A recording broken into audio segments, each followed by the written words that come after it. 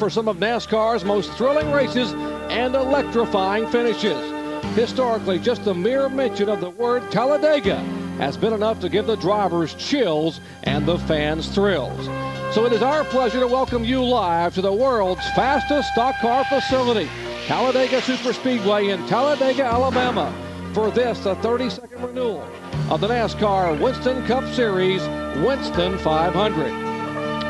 With just 5 events remaining in the chase for the Winston Cup, Bobby Labonte finds himself with a comfortable 252-point lead, his largest of the year.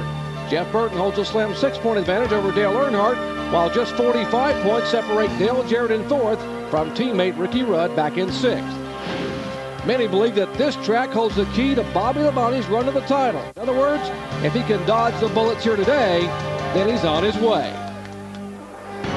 It is racing's most delicate and most dangerous stance. A colorful spectrum of speed, a polka dot ballet of landlocked missiles that are on the edge. Held together by man, separated by fate. Today, racing's champion in waiting runs the sport's longest and most frightening gauntlet of terror, Talladega. Point leader Bobby Labonte knows in every season of smiles, a little rain will fall. But that's okay, because right now nothing can dampen the desire or the discipline of this quarterback, his coach, or their crew. Well, Bobby Labonte will start 6th today. Nothing frightens them except maybe, well, Talladega. Bobby Labonte will start 6th. He knows there are just 5 races to go. He has 4 top 10 finishes in a row and 4 wins this season. Last Sunday, one of the strongest statements this year that this team is charging after the championship instead of simply chasing it. A stirring win at Charlotte that added 39 precious points to his already bulky lead. Labonte's season has been spectacular, but Bobby is not bulletproof. Only twice this year has he finished outside the top 15, but one of those races was here, 21st in April. But before that, 7 straight finishes of 8th or better at Talladega. Another top 10 today would go a long way toward making Bobby Labonte number 1. But this team came here to win. 5 drivers entered today's race with a shot at $1 million bonus if they can pull off a victory. 2 of those drivers, Dale Earnhardt and Jeff Burton, are also looking at winning the ultimate prize, the NASCAR Winston Cup Championship. But bad luck and on-track run-ins have left them a step behind, and time is quickly running out. Only 5 races remain as the Intimidator tries to overcome the obstacles he faces in search of a record 8th championship. And both start today's race behind the 8 ball, or at least behind the 18. Earnhardt starts 20th today, while Burton rolls off from the 37th position. But don't write them off just because they're not starting closer to the front. Dale won this race last year after starting from the 27th position. Plus, he has 9 wins here and basically finishes in the top 5 half the time. Burton, on the other hand, doesn't have such a stellar record at Talladega. He's never won here and has just 4 top 10 finishes. But he won the last restrictor plate race at Daytona. And as for starting 37th, Jeff Gordon proved in the spring it doesn't matter where you start.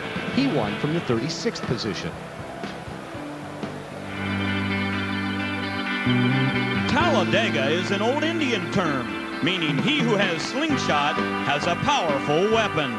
The big boxy cars of the 1980s were much less aerodynamic, and we saw drivers like Benny Parsons and Bill Elliott make slingshot moves that we'll never forget.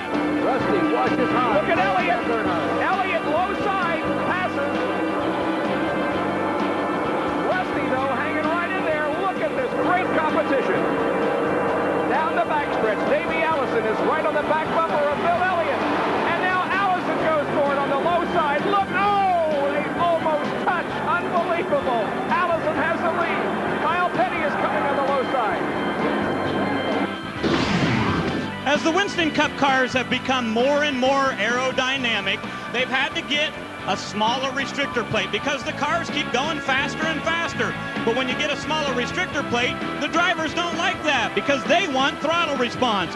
So NASCAR came with a new aerodynamic package. Lots of things to try to create drag, like this roof strip up on top. and a much taller spoiler with a little wicker bill on it. It's kind of like a parachute, and it was all designed to steal horsepower. They've taken away about 150 horsepower with all this drag.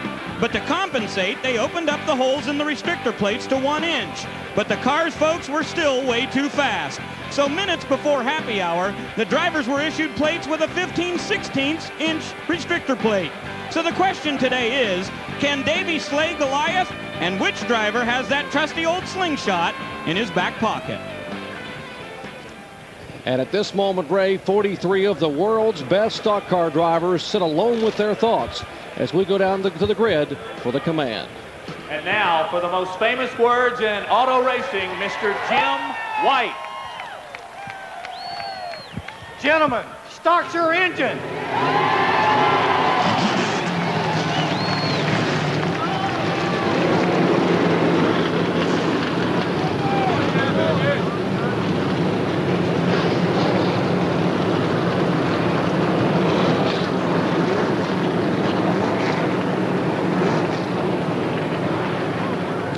Hello, everyone. I'm Jerry Punch, and we are glad to have you with us today here at Talladega. You know, if you were to take the NASCAR record book and flip to the page on most competitive races, you would learn very quickly that 4 of the 5 most competitive races in the history of the sport have happened right here at Talladega.